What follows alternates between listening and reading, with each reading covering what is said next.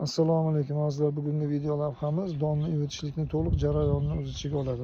Mana bu hozirgina demak idishga solib turib ustiga suv quyilgan don. Bu kecha suv quyilgandan keyin mana hozir suv to'kib qo'yildi. Endi buni mana bu yoqqa ko'chiriladi. Ko'chirilgandan keyin unaqa gardish yopib qo'yiladi ustiga. Mana xuddi shu donni bittasi namunasi. Kecha ivitilgan don. Bugun hozir buni ustiga gardish yopiladi. Mana endi bunisi o'tgan kuni ivitilgan don. Bu e'tibor bersanglar nish urishni boshlagan. Mana ko'rinib turibdi, nish urish nishonalari bor.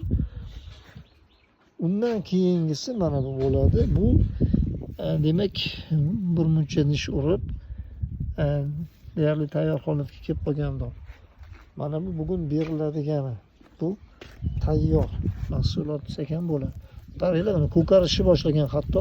Buni olishni ham imkoni yo'q. Bir-biriga jipslashib ketgan. Buni endi hozir ag'darib turib, bir salofan ustiga ag'dariladi, keyin maydalanmasi. Bu o'z holicha o'z tog'oraning ichida maydalab ham bo'lmaydi. Xullas mana shunaqa jarayon, 4 kunlik jarayon.